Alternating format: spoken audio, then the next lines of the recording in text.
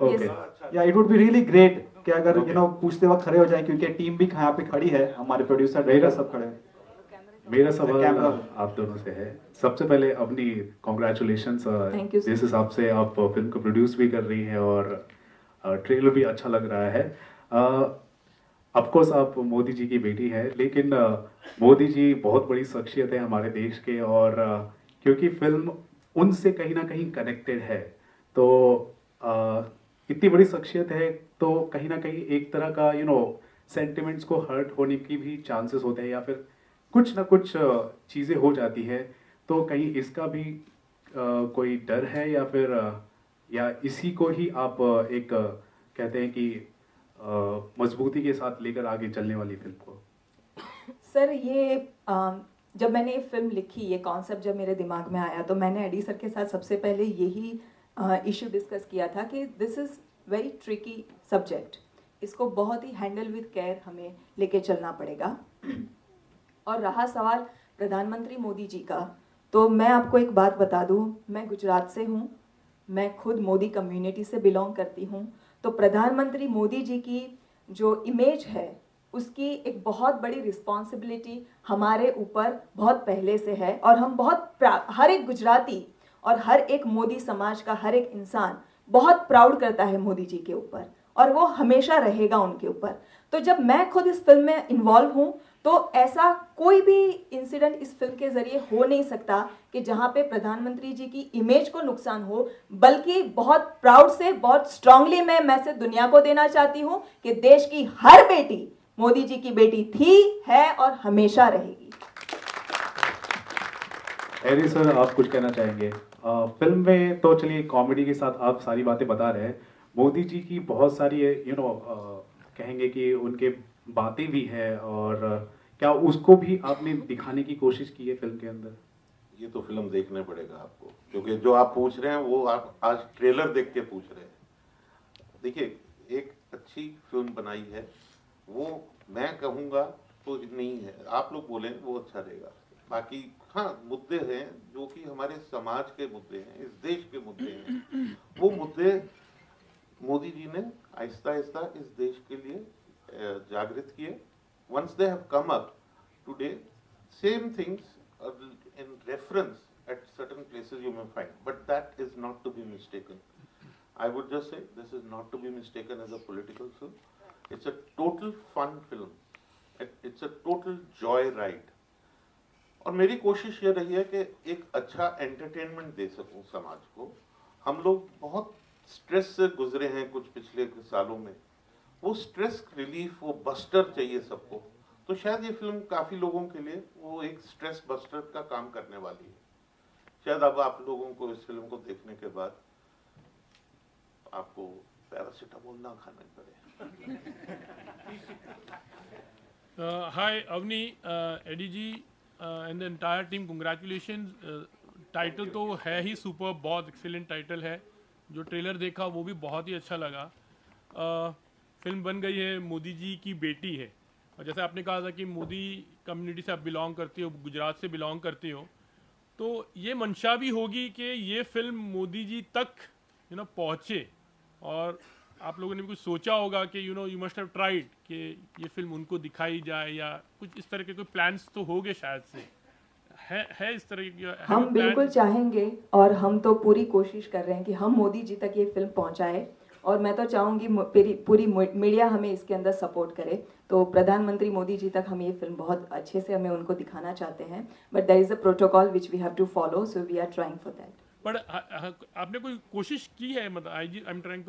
हाँ जी sir, sensor भी हो चुकी है। अवनी जी, यहाँ हाथ ऊपर है मेरा। Okay sir, thank you. Siraj Syed नाम है मेरा, filmfestivals.com की तरफ से। My pleasure.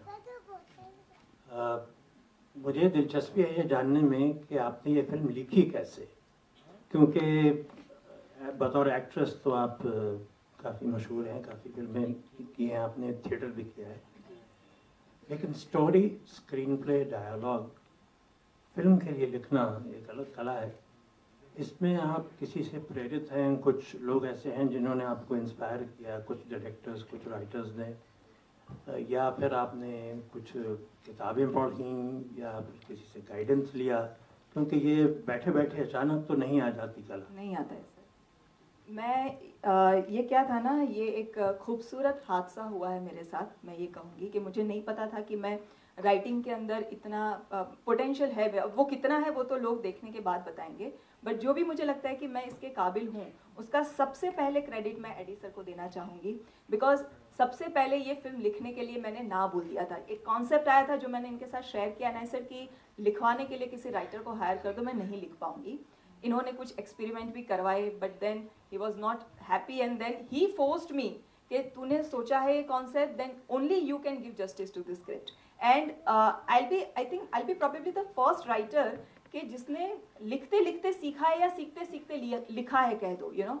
So he has been the he has pushed me a lot to write this and he has actually turned me a writer. मुझे एक्टर बनाने के लिए तो बहुत लोगों ने मेहनत की है, राइटर बनाने के लिए एकमात्र इनके कंधे पे जिम्मेदारी थी। ऐसा कुछ नहीं है, इनकी अपनी मेहनत है। Yes. हम लोग खुद ये एक बहुत क्रिएटिव है। कई लोगों को हमारे अंदर का टैलेंट नहीं पता होता है। तो इन्होंने जब ये सब्जेक्ट मुझे सुनाया था, आई वॉज कन्विंस्ड कि this is the subject for which I should do my debut. And this was a fantastic opportunity, in fact, for both of us to work on it. And that's an honor for me. So, जब experiment की जो इन्होंने बात की, तो वो इन्होंने जो सब्जेक्ट सुनाया, तो मैंने तो पहले दिन बोला था कि अवनी तुमको ही ये लिखना चाहिए, और हमने कई राइटर्स के साथ एक्सपेरिमेंट किया, उस पे पैसा भी बहुत खर्च हुआ।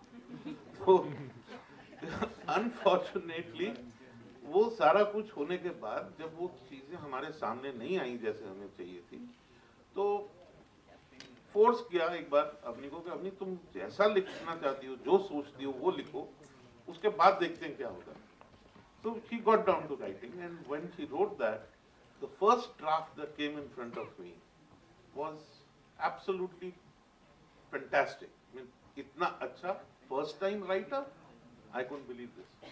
But thank you, I had that confidence that I knew it कि somewhere कि ये ही लिख पाएगी वो चीज, और बहुत खूबसूरत और शानदार लिखा है।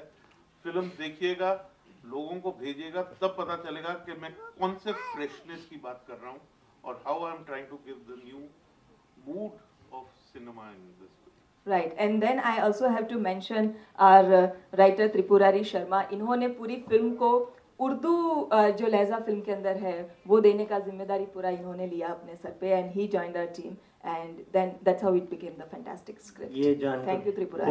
बहुत खुशी हुई कि आपने उर्दू की क्रेडिट दी, वरना कोई क्रेडिट देता नहीं है। इसी से जुड़ा हुआ सवाल दूसरा ये है कि क्या आप इस फिल्म में अवनी मोदी ही बनी हैं? जी सर। मतलब आपने अपनी रियल लाइफ के एक्सपीरियंसेस भी शेयर किए हैं या फिक्शनल अवनी मोदी बनी? फिक्शनल अवनी मोदी है, based on a real life incident, the controversy which happened to Avni Modi. Thank you sir. मेरा सवाल पितोबाश और विक्रम जी से है। सर, इस फिल्म में मतलब कॉमिक किरदार में आप लोगों को देखा गया, लेकिन थोड़ा सा अगर प्रिपरेशन के बारे में बताएं हमारे ऑडियंस को आप लोग। पहले तो स्क्रिप्ट पढ़नी पड़ेगी, तो स्क्रिप्ट पढ़ने के बाद हम लोग बैठे, डिस्कशन किया। डिस्कशन करने के बाद हमने पहले फिल्म की स्क्रिप्ट को क्रिटिसाइज़ किया। उसके बाद डायरेक्टर और अवनी के साथ बैठ के हमने काफ़ी सारे डाउट्स क्लियर करे, और हमने समझा कि ये क्या है, क्या हो रहा है, क्या नहीं है। ये किसी तरीके से फिल्म इम्बैलेंस तो नहीं है। जिन चीज़ों का एहतियात उन्होंने बरता है, हमने उन चीज़ों पे एक्चुअली पितोबाश और मैंने, हम दोनों ने बहुत ज़्यादा स्ट्रिक्ट तौर पे हम लोग बैठे थे, कुछ मेरे ख्याल से हफ्ता भर की। तो हाँ, उसके बाद फिर हमने ये भी डिसाइड किया कि पाकिस्तान के कौन से हिस्से से ये दोनों बिलोंग करते होंगे और कौन से सन में आए होंगे, क्या क्या डिफरेंसेस हैं। जैसे एक डिफरेंस जो मुझे याद है, हमने सोचा था कि ये बहुत पुराने टेररिस्ट हैं, जो कि आप फिल्म में देखेंगे कसाब को आइडल मानते हैं अपना। तो और ये उस समय के हैं जब इनके परिवारों को 4 लाख रुपए मुआवजा मिलता था पर पर्सन। अब वो मुआवजा बढ़कर 10 लाख रुपए हो गया है। तो हमने ऐसी ऐसी डिटेल्स में बहुत सारी इंटरेस्टिंग डिटेल्स आपस में शेयर करी, चीज़ें डाली।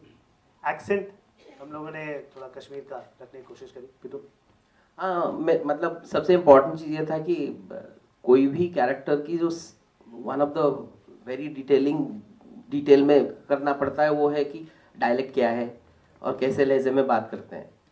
तो मेरे एक डायरेक्टर फ्रेंड है जिनका मिस्टर कॉल, वो पुंछवाड़ा से हैं। तो मैं पूरा स्क्रिप्ट लेके उनके साथ एवरी डायलॉग उनसे बुलवा के उसको रिकॉर्ड करके सुन के, कि क्योंकि एक तो होता है कि ज़्यादातर जगह पे हम लोग कैरिकेचर करते हैं, कोई बंगाली कैरेक्टर प्ले करना है, कोई कुछ, तो उसको कैरिकेचर करते हैं। बट अगर वो एक बंगाली उसको बोलेगा तो उस पर जो वो बहुत माइल्ड और सॉफ्टर फ्लेवर आते हैं एक्सेंट का। तो that we try to, I mean like उनके साथ काम करके मैंने ये किया। और दूसरी चीज़ जो मुझे सबसे इम्पोर्टेंट चीज़, मैं एक चीज़ बोलना चाहूँगा कि जब एडीजी ने फ़ोन किया और स्क्रिप्ट मैंने पढ़ी, जैसा कि कहा विक्रम जी, कोई भी film medium is a collaborative medium. तो आप जब पढ़ते हो फिर आपका पॉइंट ऑफ व्यू, आपका इनपुट आप देते हो। वो तो विक्रम ने कहा कि हमारी फिर बैक एंड फोर्थ कि ये क्यों है, ऐसा क्यों होना चाहिए, वो बैलेंस करने की बात हो गई। बट मैंने एक बहुत पहले ब्रिटिश फिल्म देखी थी जिसका नाम है फोर लायन। बहुत ही अमेजिंग फिल्म है, वन ऑफ माई फेवरेट। तो जो पहली चीज़ है कि मैं स्क्रिप्ट पढ़ने के बाद मुझे लगा कि बॉस ये फिल्म में है, मतलब स्क्रिप्ट में जान है, कहीं ऊपर नीचे है, वो बैठ के डायरेक्टर, राइटर, एक्टर्स मिलके हम लोग ब्रेनस्टॉर्मिंग करेंगे और इसको बैलेंस करेंगे, लेकिन इस फिल्म में दम है। तो ऑफ कोर्स हर कैरेक्टर की तरह इस पे, क्योंकि मैं उड़ीसा से हूँ, ये पूरा फिल्म में वो पाकिस्तानी पीओके से कैरेक्टर्स है, तो डायलेक्ट हो गया, बॉडी लैंग्वेज हो गया, वो सारी चीज़ों पे तो हमने काम किया। और क्योंकि एक अच्छा केमिस्ट्री बन गया था डायरेक्टर सर और अवनी और विक्रम, हम सब लोगों के बीच में, तो हम जब साथ में मिलके कोलैबोरेटिवली कैरेक्टर्स को तैयार कर रहे थे तो इट वाज इजियर। एंड वो केमिस्ट्री आपको ट्रेलर में दिखाई होगा और फिल्म में भी दिखेगा। अवनी जी, विक्रम, देवेंद्र खन्ना वीएस नेशन से। मेरा सवाल ये है कि मोदी जी के फेवर में जो लोग हैं वो तो ये फिल्म देखेंगे, लेकिन मोदी विरोधी भी लोग हैं, उनके लिए क्या है इस फिल्म में? सर, जैसा एडी सर ने अभी कहा थोड़ी देर पहले कि ये पॉलिटिकल फिल्म नहीं है, ये out and out entertaining film है, पूरी फिक्शन कहानी है। और ये फिल्म मोदी जी के सपोर्टर या मोदी जी के नॉन सपोर्टर के बारे में नहीं है, ये फिल्म हिंदुस्तानियों की है। ये फिल्म में मोदी जी की बेटी की आवाज़ वो आवाज़ है जो हर इंडियन पाकिस्तान को सुनाना चाहता है। क्या पाकिस्तान को हम कश्मीर के बारे में, जिहाद के बारे में, कैसा पाकिस्तान नाम का पड़ोसी मुल्क हम चाहते हैं, इंडिया का क्या फेवरेट होना चाहिए, उसका फ्रेंडशिप कैसी होनी चाहिए अगर उनको करनी है दोस्ती इंडिया के साथ, वो आवाज़ एक लड़की पूरे हिंदुस्तान की तरफ से पाकिस्तान को देके आती है। तो ये इंडिया और पाकिस्तान की फिल्म है, ये पॉलिटिकल फिल्म नहीं है। इसको बस आप थिएटर में जाइए, परिवार के साथ एंजॉय कीजिए, हंसते खेलते, और लोगों को रेकमेंड कीजिए। Thank you. बहुत अच्छा। दूसरी ये बात थी,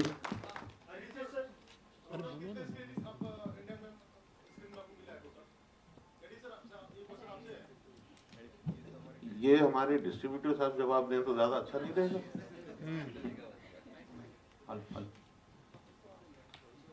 We are still working on it. Cinema के हॉल्स बढ़ाना घटाना सब इन्हीं के हाथ में है भाई।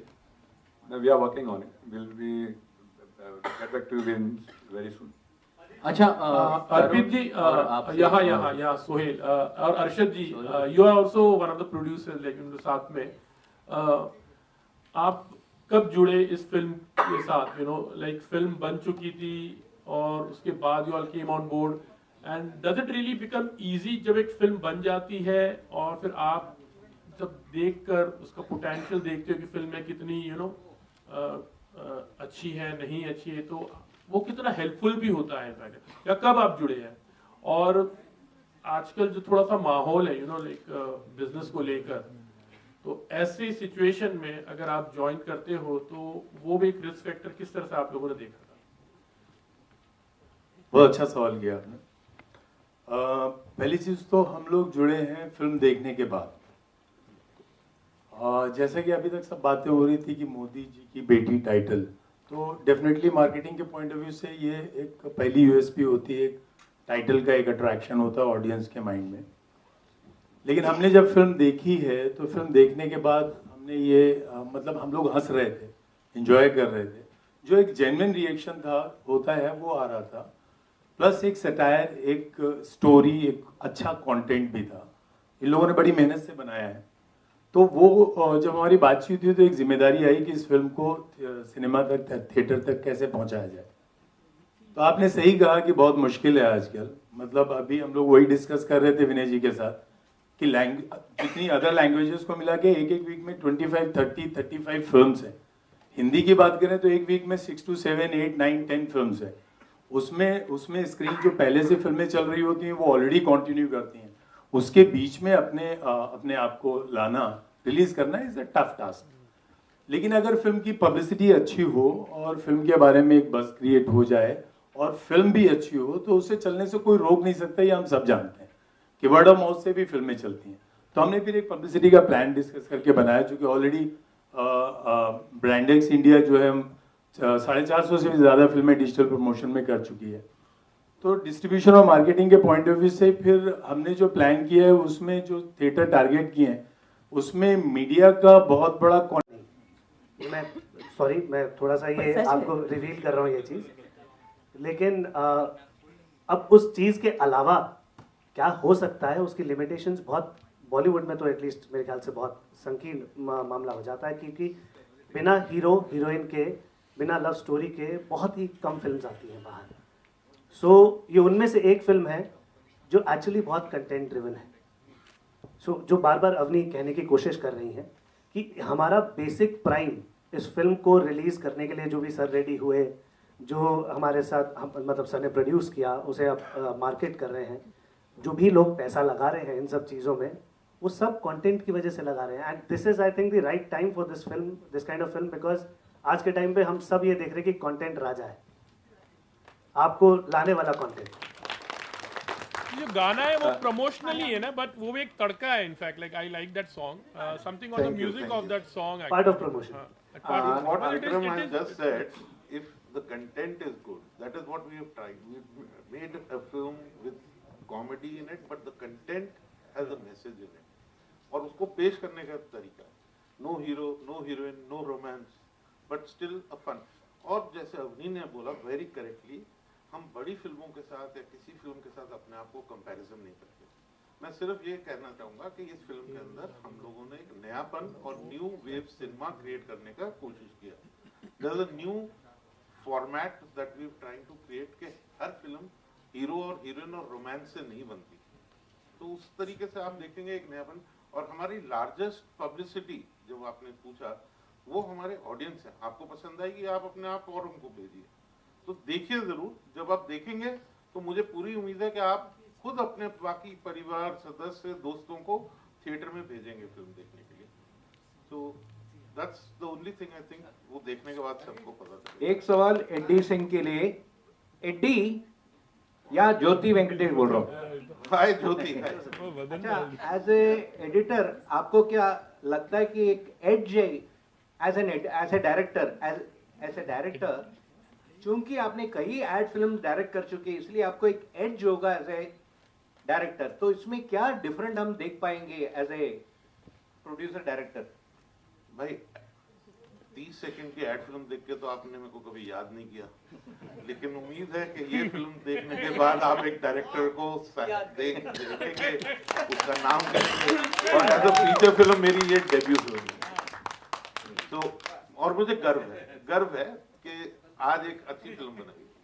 और अवनी मोदी के लिए सवाल है कि अक्सर हम एक्ट्रेस हीरोइन को पूछते हैं कितना रियल लाइफ से आपका रियल लाइफ सिमिलर है, लेकिन इस फिल्म में रियल लाइफ आप सेम पर्सन या निभा रहे, तो फिर भी क्या दिक्कत थी? मोदी की बेटी जो रियल लाइफ में, मोदी जी सर जी बहुत इंपॉर्टेंट है, मोदी जी की बेटी है। मोदी जी की बेटी जो रियल लाइफ में क्या परिवर्तन लाना पड़ा? अभी एडी साहब बोलेंगे, फिल्म देख के उसके लिए मैं बोल ना सकता। एडी साहब सर क्या है, एक्टर और राइटर के तौर पे ये मेरी जर्नी जो थी वो थोड़ी बहुत ही हेक्टिक रही शूट के दौरान, कि कब मुझे एक्टर बनना था, कब मुझे राइटर बनना था, मतलब अपना शॉट दे के मॉनिटर के बाजू में आके खुद ही वो डायलॉग्स का भी वो देखना होता था, वो थोड़ा हेक्टिक था। बट जहाँ मैं अपने कैरेक्टर की बात करूँ तो आई थिंक मैंने सर को भी अभी जवाब दिया था कि it's a fictional story, story fiction है, सीन सारे फिक्शनल है, लेकिन कैरेक्टर रियल है।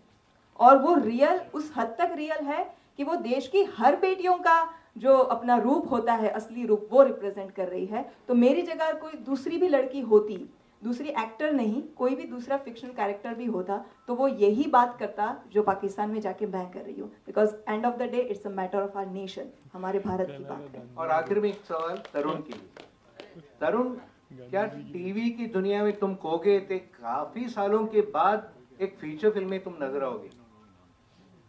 ये तो इसके लिए I have to thank AD sir and Avni. इन लोगों से जब मैं जाके मिला था तो मुझे रोल अच्छा लगा था और किस्मत से इन्हें मैं अच्छा लग गया। तो बस ये अच्छा लगना ही ज़रूरी होता है। और फिर मेरा रोल भी ऐसा है कि मुझे उसके लिए कुछ प्रिपेयर करने की ज़रूरत नहीं पड़ी। ऐसा लगता है बचपन से पुलिस वाला या मिलिट्री वाला बनने के लिए प्रिपेयर हो रहा था, तो बड़ा होकर यही रोल्स मिलते हैं। तो भगवान पता नहीं आजकल कैसे बन गया हूँ, अदरवाइज सब लोग इसी रोल के लिए बुलाते हैं, या तू पुलिस वाला बन जा या तू मिलिट्री वाला बन जा।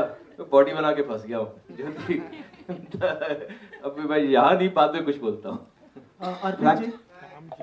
अर्पित जी, ब्रांड एक्स का कोलैबोरेशन के बारे में बताइए, कैसे कोलैब हुआ और इस तरह की फिल्म को बैक करना कितना इम्पोर्टेंट था, क्योंकि जैसे अवनी ने कहा कि कंटेंट बहुत अच्छा है, तो उस बारे में कुछ बताइए हमें, क्या थॉट प्रोसेस था उसके पीछे? Can we please consider this as the last question और probably इसके बाद सिर्फ एक और सवाल, because I understand आप लोग सब काफी क्यूरियस और एक्साइटेड हो जिसकी वजह से इतना पार्टिसिपेशन